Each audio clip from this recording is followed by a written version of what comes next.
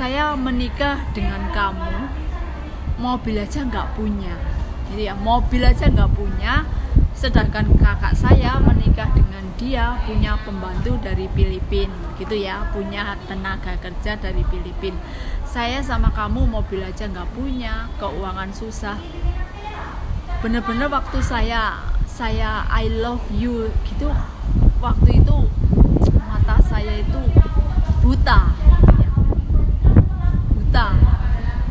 Nah terus sang suaminya, Pak Bos saya ini jadi sakit lah ya, sakitnya tuh di sini, di dalam hatiku gitu ya.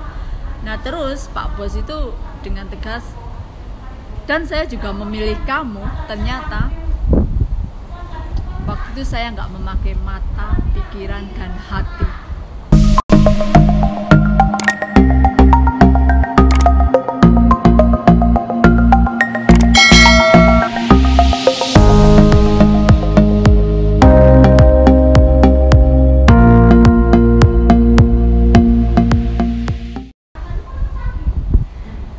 Oke guys, welcome back to my channel. Ya seperti biasa, saya akan selalu upload video tentang Hong Kong, tentang kehidupan saya, tentang pengalaman saya. Ya pokoknya masih seputar Hong Kong. Juga kadang video dari desa saya, Wonosobo. Jangan lupa ya friend ya, like, share, and subscribe. Dan semoga videonya berguna. Begini ya friend ya, ini tuh sebuah kisah nyata ya, kisah nyata. Ini kisah majikan saya di Singapura ya. Pertamanya itu dia lulusan university ya, University of Singapore gitu ya, kuliahan gitu ya. Nah terus dia itu ya normal menikah.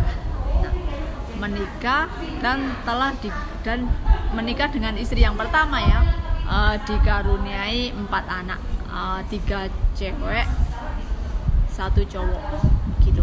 Nah namanya pernikahan itu pasti ada permasalahan, itu sudah pasti ya. Yang pasti itu ujian pernikahan itu ya pasti, kalau nggak keuangan juga ada pil dan will, pria idaman lain, wanita idaman lain. Nah begini, kalau enggak juga masalah ekonomi ya, harta. Nah pasti setiap wanita itu cerewet, itu iya ya, cerewet. Dan setiap wanita juga ingin bahagia, juga pengennya itu suami yang enggak malas, enggak rajin, maksudnya rajin bekerja. Itu sudah pasti, itu keinginan semua wanita gitu ya. Nah begitu, setelah dia mempunyai anak 4, Pak Bos saya itu dihina istrinya.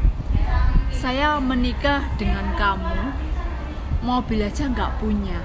Jadi ya, mobil aja nggak punya, sedangkan kakak saya menikah dengan dia punya pembantu dari Filipina gitu ya, punya tenaga kerja dari Filipina. Saya sama kamu mobil aja nggak punya, keuangan susah. Bener-bener waktu saya I love you gitu, waktu itu mata saya itu buta, gitu ya. Buta. Nah terus sang suaminya, Pak Bos saya ini jadi sakit lah ya, sakitnya tuh di sini, di dalam hatiku gitu ya. Nah terus Pak Bos itu dengan tegas, dan saya juga memilih kamu. Ternyata waktu itu saya nggak memakai mata, pikiran, dan hati. Ternyata saya juga buta melihat kamu. Ternyata kamu itu begini orangnya. Pisah. Nah akhirnya pisah kan, karena sang ceweknya ini, nyonya ini minta cerai. Intinya minta cerai karena Pak Bos saya ini masih miskin ini ya, masih miskin, belum, sekarang udah menjadi bos ya, udah menjadi bos perusahaan gitu, perusahaan besi. Nah dan akhirnya cerai. Waktu setelah cerai itu Pak Bos masih dipersulit dipersulit untuk ketemu keempat anaknya. Ya biasalah kalau orang rumah tangga itu seperti itu ya, nggak di Indonesia, nggak di luar negeri. Saya rasa semua itu biasanya kalau udah punya anak pasti hak asuh kan, kalau masih di bawah 10 tahun itu anak-anak itu hak asuhnya masih kepada ibu. Kalau udah 10 tahun lebih itu kita bisa nanya ke anaknya, kamu mau ikut ibu atau ayah. Dan juga hakim pun menetapkan pasti siapa yang lebih mampu gitu ya. Misalnya kalau ibunya nggak mampu, nggak perlu diikutkan ibunya gitu. Nah makanya gini ya friendnya, seorang cowok, orang cowok itu juga beda-beda pikirannya ya. Semua orang nggak mungkin bakalan sama gitu ya. Merasa dihina oleh istrinya itu terus dia bertekad, saya suatu hari pasti kaya. Dia kan anak kuliahan, terus dia itu cerita sama saya, dia itu di sekolah gak pandai gitu ya, dari 28 murid dia itu ranking 28, dia cerita sama saya gitu ya. Terus ya saya juga ketawa gitu. Tapi semenjak saya kuliah di situ saya mulai fokus belajar, maksudnya mulai saya harus belajar, saya harus menjadi orang sukses gitu ya. Dia cerita kepada saya gitu ya. Nah tadinya dia hanya mempunyai mobil pickup gitu ya, mobil ya kamu tahu ya yang truk terbuka gitu ya, yang dia biasa kecil. Nah setelah itu terus dia bekerja gitu ya, intinya bekerja terus dan akhirnya dia menjadi seorang general manager. Setelah itu manajer direktur gitu ya. Nah dia perusahaannya itu di bidang besi ya, juga dia itu pandai gitu ya. Selain itu dia juga memilih properti. Orang itu kalau bisnis properti itu pasti kaya gitu ya. Dan dia juga masih membiayai mantan istrinya dan keempat anaknya itu semua kuliah di luar negeri guys. Dia kebangsaan Singapura, tapi anaknya yang pertama kuliah di Australia, yang kedua di Inggris. Anaknya kan 4 ya dengan istri pertama itu, dan yang kedua cuma kuliah di Singapura gitu.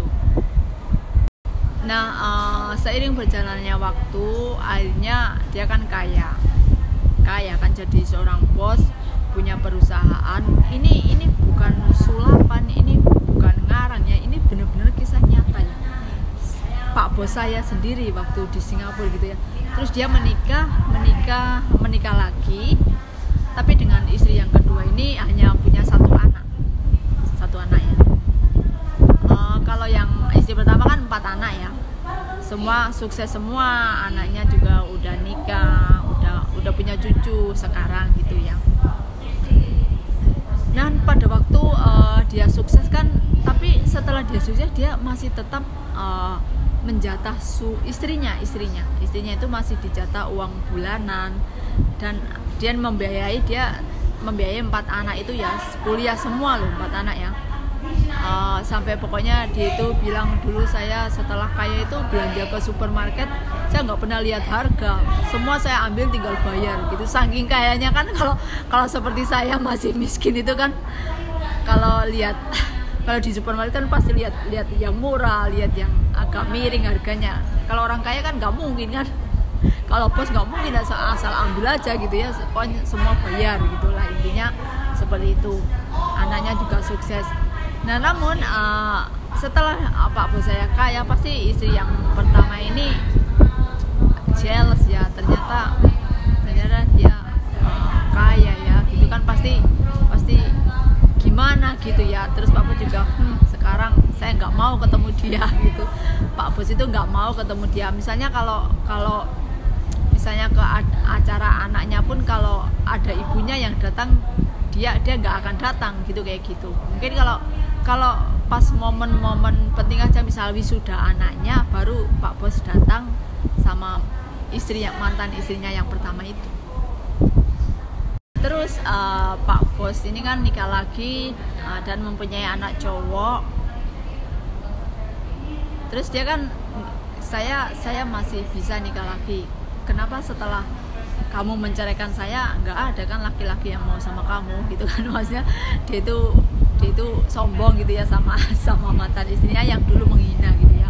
Ya sombong itu wajar ya, karena kan dulu dihina. Jadi kita itu bisa balas dendam dengan bekerja keras, dengan menunjukkan oh iya ini saya berhasil. Dan di sini juga ada hukum karma juga, ibaratnya kita itu harus setia menemani pasangan kita dan menerima apapun keadaan pasangan kita. Itu kan misalnya, makanya jangan sekali itu dalam pernikahan itu mengucap kata cerai itu jangan, bahkan jangan, dan jangan itu jangan buat mainan. Serumit apapun masalahnya itu tetap masih bisa gitu ya, masih bisa direm. Yang penting itu jangan saling menghina, yang penting saling menguatkan apapun keadaan pasangan Anda. Itu kan pasangan Anda, pasangan saya itu kan juga bukan malaikat yang nggak harus sempurna segalanya, yang nggak harus serba bisa, dan juga pasangan kita juga bukan setan kan. Nggak, ini bercanda sih ya. Nah terus, dan sampai sekarang sukses terus ya, anak 4 dibelikan rumah semua. Namun kalau yang anaknya keempat ini datang ke kantor bapaknya, istri yang kedua nggak mengizinkan.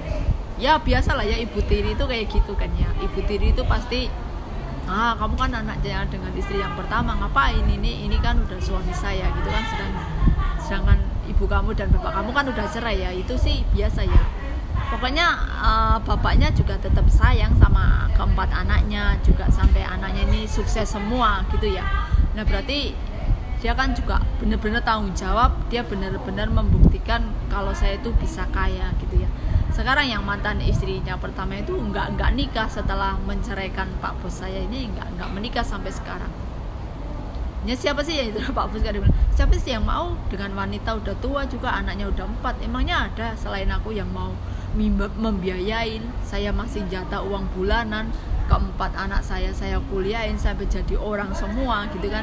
Pak Bos saya bilang kayak gitu, dulu kamu menghina saya, oke saya terima, tapi saya terus bangkit gitu ya. Makanya misalnya ada orang menghina apa itu, anggap aja amplas ya. Semakin kamu kena amplas, semakin kamu mengkilat, dan yang menghina itu anggap aja amplas sampah gitu ya. Jangan lupa ya friend, like, share, and subscribe. See you in my next video.